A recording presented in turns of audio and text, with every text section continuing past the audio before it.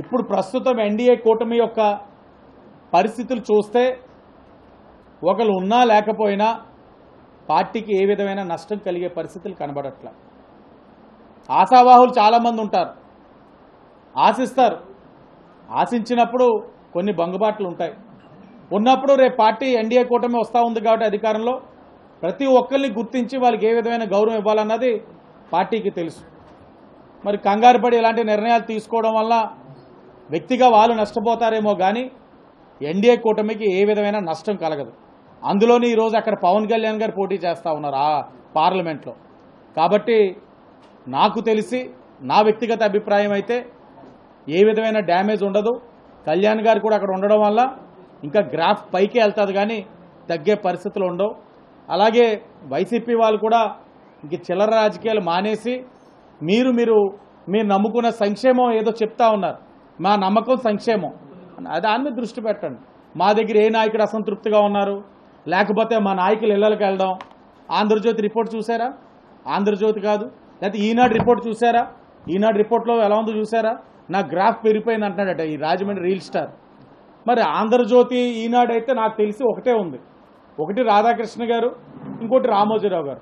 ఈ రెండు పేపర్లు కానీ పేపర్లు మరి ఈ అబ్బాయికి తెలుసున్నాయేమో నాకైతే ఐడియా లేదు. మరి వాళ్ళనే మీరైనా అడగండి. మా నాయకులు ఇళ్ళకి వెళ్తా ఉన్నాడట. ఈనాడు సర్వే రిపోర్ట్ చూసారు ఎలా ఉందో, నాకే ప్లస్ ఉందంటున్నాడట. మరి అది ఏ ఈనాడు? అలాగే ఆంధ్రజ్యోతి కూడా చూసారా అంటున్నారు. అది ఏ ఆంధ్రజ్యోతి? మాకైతే అర్థం కావట్లేదు. ఏదన్నా అంటే 30కి పరిమితం అయిపోయినాయి ఆ సీట్లు. ఆ భ్రమలోనే ఉండమనండి. మన నామినేషన్ తోటి అర్థమైంది తన సినిమా ఏంటి అన్నది. ఒక్కడే ఉన్నాడు, ఏకచిత్రం, బండి మీద ఒక్కడే ఉన్నాడు, అతను ఒక్కడే మిగులుతాడు. ఆ బండి తనే మిగులుతారు, ఎందుకంటే బండి తందే. అది కూడా ఎలా కొన్నాడో కూడా అడగాలి. కోట్లు ఆస్తులు వ్యాపారాలు ఏమంటారు, కోట్లు విలువ చేసే కార్లు ఎలా వస్తున్నాయో నాకు అర్థం కావట్లేదు. ఇంకా గూడూరు శ్రీనివాస్ గారి దగ్గర నగరంలో నాయకులందరూ కనబడ్డారు, అటు వెళ్తా ఉంటే కనబడతా ఉన్నారు. రాజకీయం ఎప్పుడు కూడా మనం తోపు అని అనుకుంటే అవదు. సమిష్టిగా చేయగలిగితేనే నాయకుడు అన్న వాళ్ళు మిగులుతారు.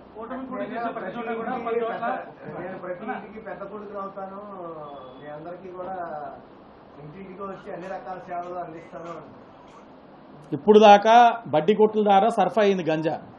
ఇప్పుడు పెద్ద గడుగు వచ్చి ఇంట్లోనే ఇస్తారేమో.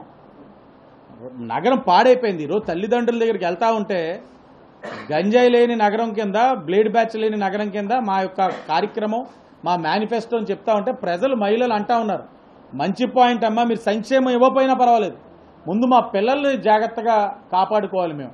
ఎందుకంటే వీళ్ళంటూ బాగున్నారంటే ఒక 60 ఏళ్ళు భవిష్యత్తు ఇది. తర్వాత అంటే ప్రజలు అలా ఆలోచిస్తూ ఉన్నారు. పార్కులకి ఫీజు, ఆ ఎంట్రీ ఫీజులు చూస్తూ ఉంటే ఆశ్చర్యపోతూ ఉన్నాం. ఆ గ్లో గార్డెన్ అంటే లాలచెరువు ఉన్న ఒకే ఒక గ్రౌండ్, దాన్ని చెడదొబ్బారు, దానికి ఎంట్రీ ఫీజు. ఇంక కంబాల్ చెరువు మీకు తెలిసిందే, దానికి కూడా మేము హామీ ఇచ్చాం. కంబాల్ చెరువు కానీ, గ్లో గార్డెన్ కానీ, రాజమండ్రిలో ఏ పార్క్ అయినా ఎంట్రీ ఫీజు అనేది రేపటి రోజున తెలుగుదేశం ఎన్డీఏ కూటమి వచ్చిన తర్వాత ఎంట్రీ ఫీజు అనేది ఉండదు, ఫ్రీ కింద చేస్తాం.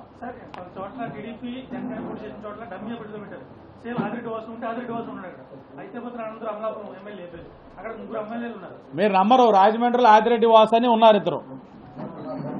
ఒక ఆదిరెడ్డి వాస్ అన్న వ్యక్తి అత్యంత సన్నిహితుడు, నా ద్వారా చాలా లబ్ధి పొంది, నా ద్వారా అంటే మేము చేసే రాజకీయ సేవా కార్యక్రమాల ద్వారా లబ్ధి పొందినవాడు. అతనికి వైసీపీ వాళ్ళు ఫోన్ చేసి ఓ నామినేషన్ వేయాలి, నీకు ఇంత ఇస్తాము, వేస్తావా అని అడిగారట.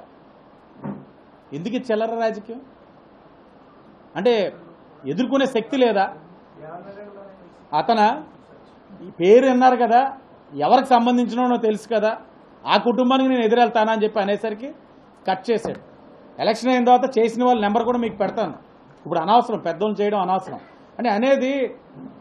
ప్రజాస్వామ్యబద్ధంగా ఎదుర్కోలేక దొంగ పట్టాలు ఇచ్చారు.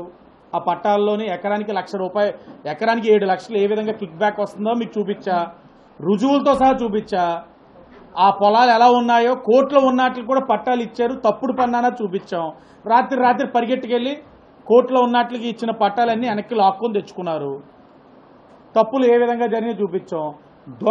దొంగగా అవినీతి సొమ్ముతో చీరాలు ఇచ్చారో చూసాం.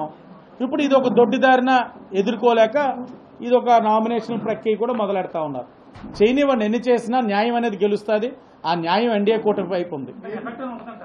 ఏదన్నా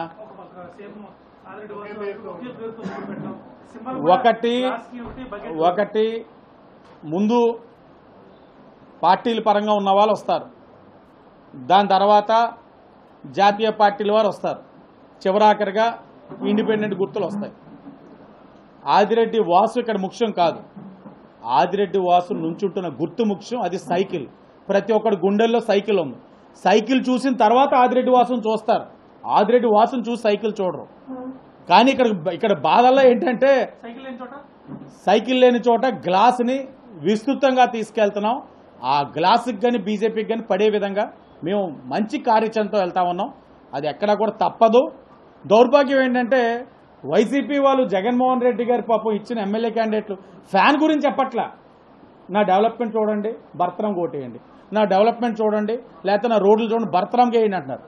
దౌర్భాగ్యం ఏంటంటే వీళ్ళు కాకపోతే ఫ్యాన్ని మొత్తం ఆ పార్టీని భూస్థాపితం చేసేద్దామని ఇప్పుడు అభ్యర్థులందరూ ఉన్నారు.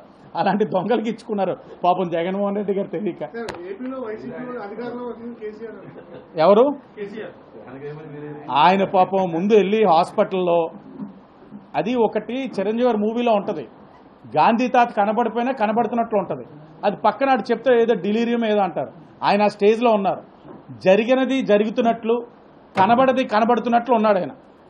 ముందు వెళ్ళి వాళ్ళ కూతురు ఏంటో వ్యవహారం చూసుకోమనండి, అది మంచిది. మా రాష్ట్ర రాజకీయాలు మేము చూసుకుంటాం. ఎంఆర్పీఎస్ అనగా ముఖ్య కారణం ఈ రాష్ట్రంలో 9 కులాలు ఈ టెస్టీలకి తీరని అన్యాయం జరుగుతూ సరి చేసుకుని సమానంగా అసమానత లేకుండా చూస్తానని ధైర్యంగా మీటా వాసు అనే వ్యక్తిని నెగ్గించడానికి మాదిగల ఐక్యత కూడితే మాట్లాడి చేస్తాం.